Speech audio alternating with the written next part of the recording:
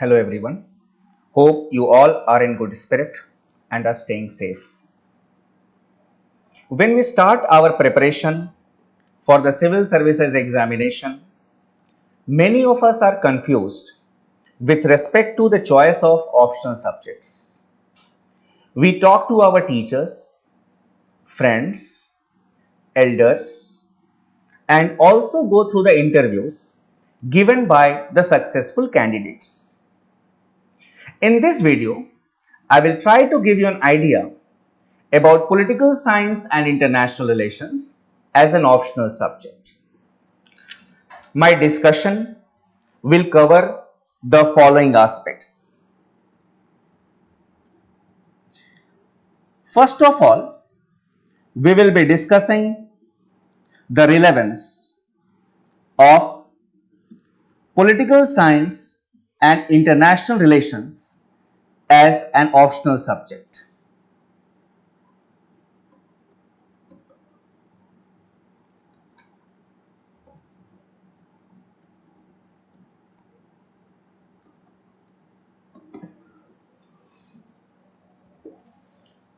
Political science and international relations is one of the popular optional subjects for the civil services examination. It is assumed that the subject is too vast to prepare from the UPSC examination's perspective, but it is a misconception. I said it is a misconception. The fact lies that strategically, political science and international relations is one of the safest optional subjects. The subject covers a wide gamut of areas such as Indian Constitution and its political system, international institutions and its political and foreign policy of India, which proved to be very useful in the general studies also.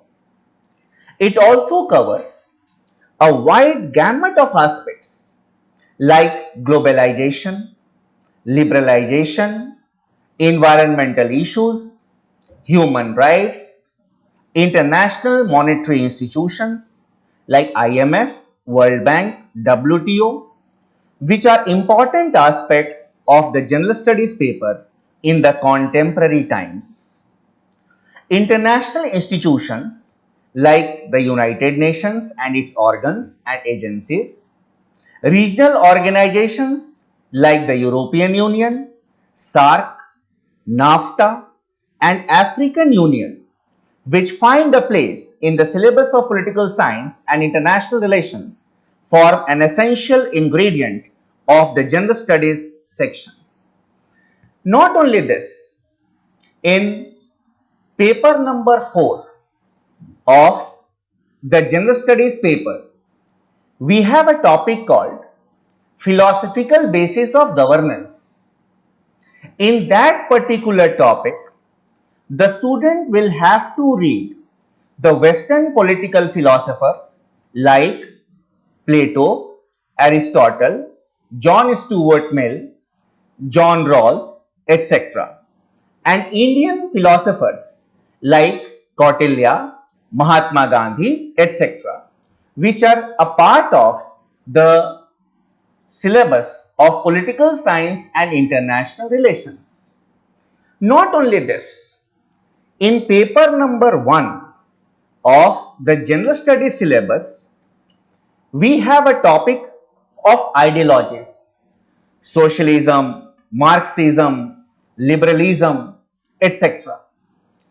And a student of political science in the optional paper read these ideologies in detail. So a student who will opt for political science and international relations as an optional subject will not have to read it separately as a part of the general studies, and his orientation, his thinking process will also be different from those students who will just be reading it only from the GS perspective. Apart from this, the candidate's perspective and approach will be definitely different from others and will help them in their essay paper and also in the personality test. Now, coming to the second part, that is how to prepare.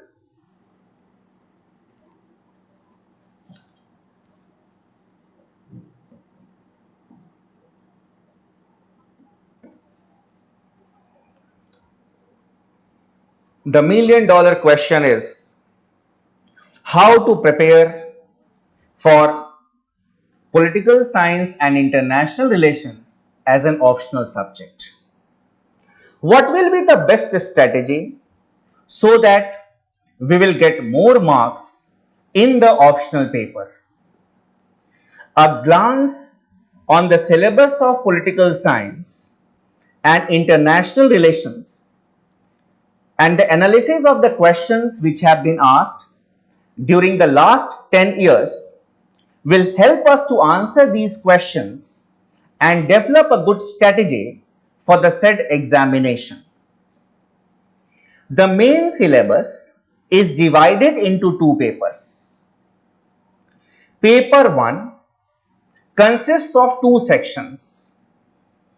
Section A, Political Theory and Thought. The broader areas in Section A includes concepts and theories, Indian political thought, and Western political thought. Section B, Indian government and politics. The broader areas, Indian nationalist movement, Indian constitution, organs of the government and their actual working, functioning and challenges to the Indian democracy. In the examination, 8 questions are asked from this paper. Questions 1 and 5 are compulsory and the candidate has to answer 3 out of the rest 6 questions. The objective of the candidates will have to appear 2 questions from that sections in which their understanding is more, either section A or section number B, and accordingly they need to concentrate on that particular section. If we talk about the section A part, in section A, the most tricky aspect are the thinkers. Questions are basically asked from Western and Indian political thinkers, ideologies, state, and concepts like Rawls' theory of justice, democracy, which is with a special emphasis on Macpherson's theory of democracy, deliberative democracy, then the relationship between rights and we can say liberty and equality, such type of things. And when we talk about the most tricky aspects, I often face a question in my class as well as outside the class by my students that, sir, thinkers are very difficult to understand. There are so many quotations, so many statements. How we will be able to remember it? Dear students, there is no need to mug up the concepts. We can say you need to understand, develop the idea, try to understand between the lines. That will be our objective in the class. Never try to mug up. For example, after we can say discussing Rawls' theory of justice, See that what questions have been asked on Rawls' theory of justice in the last 10 years. Write them and then write a common answer to Rawls' theory of justice. Similarly, if we talk about Plato as a political philosopher, read the concepts which have been given by Plato. For example, Plato's theory of justice.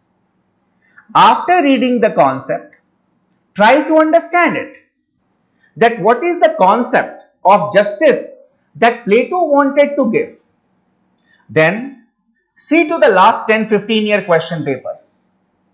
Write down all the questions which have been asked on Plato's theory of justice and then write a common answer. So you will not be confused.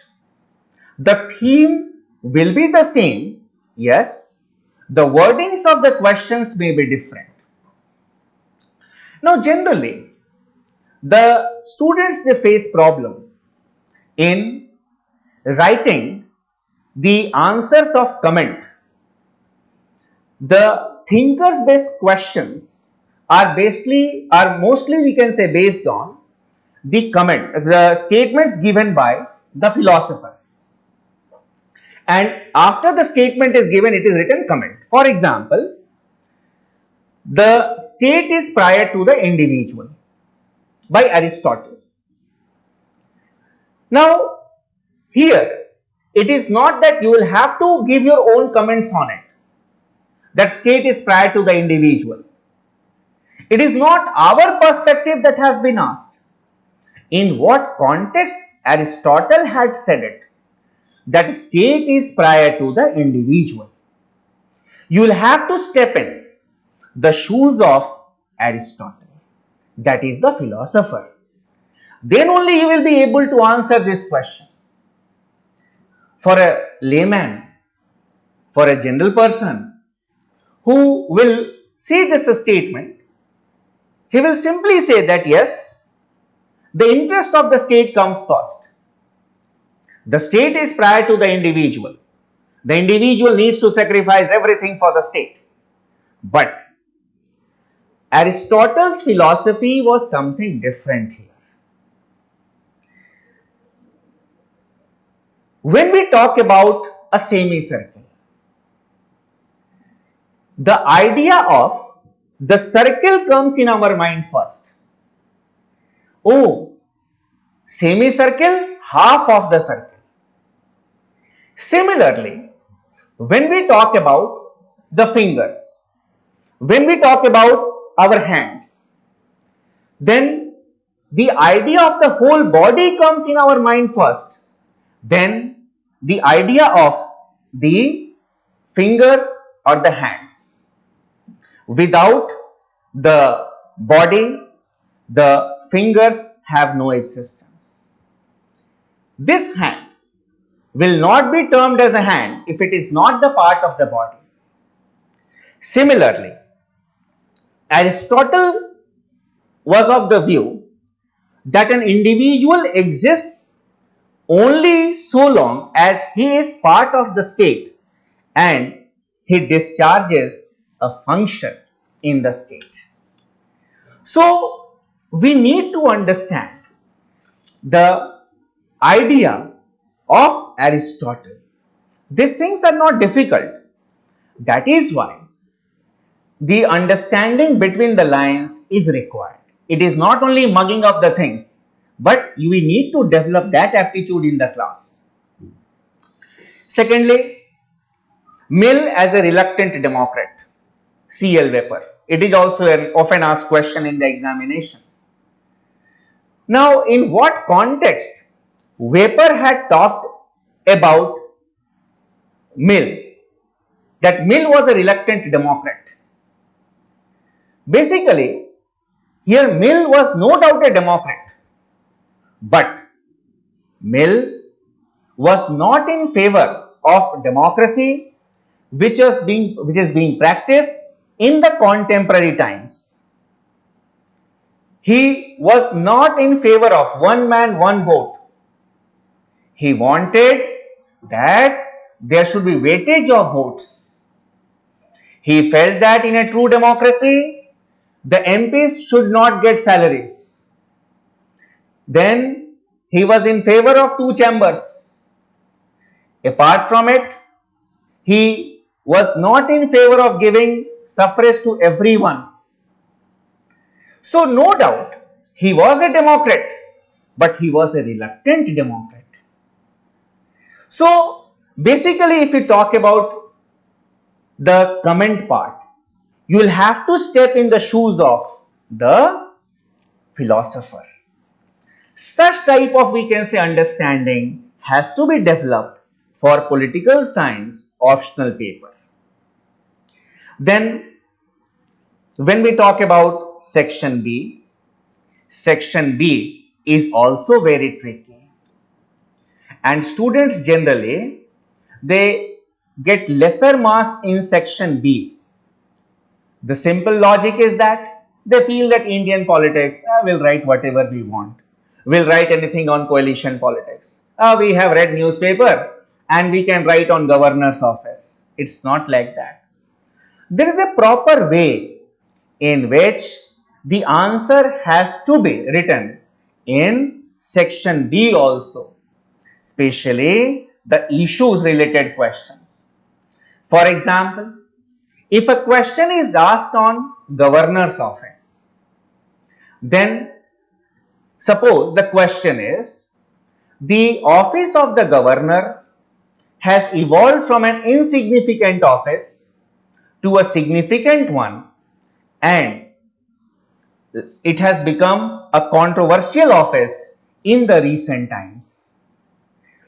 In such type of questions, you will have to write the examples. How it was an insignificant office till 1967. After that, post 1967, formation of coalition governments in some of the states, and the role of the government, it increased, and gradually the governors started acting like the agents of the central government. Here you will have to be very much patient. No doubt we can be biased towards one ideology or the other, towards this government or the previous political party which was in power, but in the examination we should be politically neutral. Our ideology is important, but in the question paper the rationality should prevail, not the political animal in us will prevail. Political animal is important when we go to vote. There we need to feel that yes, this is my ideology. I support a honest government. I will vote for this political party. I favor socialism. I will vote for this political party. But in the examination, the UPSC is looking for a person who is politically neutral. So here you need to cite examples, illustrations, and then you need to prove that how the governor's office has become controversial. Similarly, regarding the political parties, elections, you need to develop such type of approach in section number B. Then when we talk about the paper 2, here also there are two sections. Section A, comparative analysis and international politics. The broader areas include comparative governments, theoretical aspects of international politics, then international and regional organizations, and global concerns like gender justice, environment, human rights, terrorism, democracy, etc. Section B, India and the world. The broader areas, India's relations with the neighboring countries, India and the superpowers, India's relations with Latin America and Africa, and India's nuclear policy. Like paper 1, here also 8 questions are asked. Questions 1 and 5 are compulsory, and the candidate has to answer 3 out of the rest 6 questions. An analysis of the question papers of the last 10 years presents before us a trend that one question is asked from approaches to comparative government and politics section, and the rest 3 from the theories of international politics, concepts and issues in international politics. Then out of questions 3, 4 and 5, the candidate has the choice of answering 1 or 2 questions. If these questions cater to your interest, you can prepare for this section, or you can switch over to section B, which is a more dynamic one. Based on the scientific analysis of the questions asked in the last 10 years, the best strategy for the main examination for answering the questions in section A of paper 2 is to concentrate on the units of the approaches to the study of comparative government and politics, concepts of international politics, theories of international politics, globalization, and international and regional organizations. In section B, in question number 5, out of 4 short questions, the candidate has to answer all the questions nowadays. So they need to prepare on foreign policy, world issues, and they need to be acquainted with the current affairs.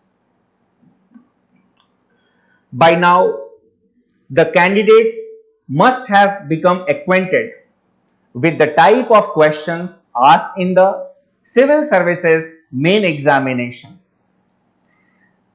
in the political science and international relations optional subject. Now coming to the methodology.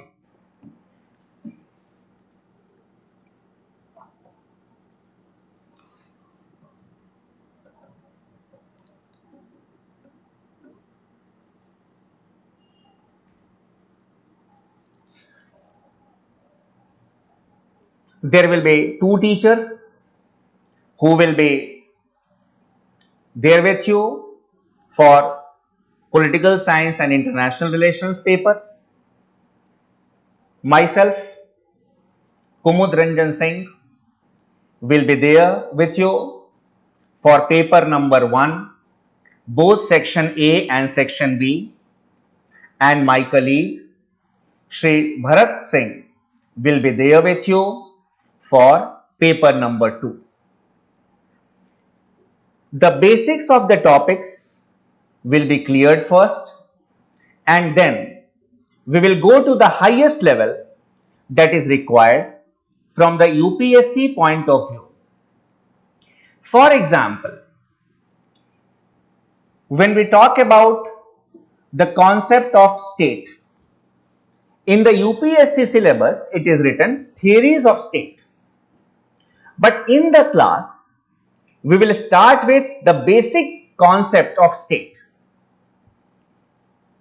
like what is the state, what are the elements of the state, then what are the theories regarding the origin of the state, and then we will be discussing the liberal theory of state, the Marxist theory of state, the neoliberal perspective, the neo-Marxist perspective of the state. Then suppose we discuss democracy. We'll start with the scratch also. What is the meaning of democracy? Then what are the different notions regarding democracy? The type of democracy. And then we will go to discuss the theories of democracy. The elitist theory, the pluralist view, MacPherson's theory of democracy, deliberative democracy, participatory democracy. The reason is that we start from the scratch because many of us students may be the first timers and they may not be aware about P of political science. So if we directly start teaching theories of democracy to them without discussing with them the concept of democracy, they will not be able to understand the things. My purpose will be over. That is okay, we will be finishing the syllabus, tick. But your purpose is more important. It is not about just completing the syllabus, but yes, to inculcate in your mind the basic concepts, the ideas, like okay, democracy is this. Okay, there are two types of democracy. That will help you in your general studies paper also. Because if we see the prelims question papers nowadays, one or two questions are based on the understanding of the concept. Which of the following statement is correct regarding liberty? A and A or B, or only A, B, C and D. Which of the following statements are correct regarding democracy? So you need to have an idea about what is democracy. Then when we talk about rights, which of the following statements are correct regarding rights? That is the benefit of being a student of political science and international relations, that you will develop these concepts. You will not have to read NCERT. We will try to become your NCERT in the class itself. It is not that you need to clear your basics and come to the class. We are here to help you out in this regard. So our objective is developing understanding. So we will use this as smart board. First of all, we will be letting you understand the facts, the concepts. After that, we will be dictating you the notes as we do in the class. And after the class is over, that particular topic is over, we will be discussing the analysis, that is, we can say the previous year's questions on that particular topic. I will be giving you homework also. I will be giving you some questions. You need to answer them. Send it to me through the institution or personally to me. And these benefits will be there with the enrolled students. Our focus will be on the state PCS also. And we will try to incorporate in our lectures the topics which are exclusively there in some of the State Public Service Commission's syllabus. For example, in the UPPCS syllabus, the Public Service Commission has talked about sovereignty, then Hegel, Green. These topics are not there in the UPSC syllabus.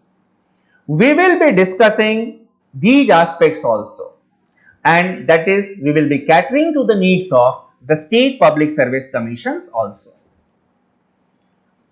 Tests will be conducted after certain topics are covered. For example, if we cover Plato and Aristotle, a test will be conducted on Plato and Aristotle. You need to write the answer, send it to me, and the answer sheets will be evaluated by myself and the other faculty, that is Bharat sir. It is not that we will be taking the help of research assistants and we can say the students who have appeared in the main examination to check your or to evaluate your answers. Then, apart from the lecture notes, study material will be provided which will be in accordance with the needs of the aspirants. We will try to give you the study material which will be to substantiate the lecture notes. Certain basic things may not be there in the lecture notes, even though I may have discussed in the class. That will be there in your study material. There will be separate doubt clearing session for the enrolled students. Now, the most important thing that a candidate should keep in mind while preparing for the civil services examination is that the civil services examination does not need a scholastic dynamism, but it needs a right approach. Remember, smart work is the key to success, and knowing what to study and what not to study is smart work. Everyone will tell you what to study, but we need to tell you what not to study because your time is also precious. So follow the strategy as we have discussed here and come out with flying colors. Stay safe. I will be in touch with you in my coming classes and through the social media. Feel free to contact us. Wishing you good luck. Stay safe. Thank you.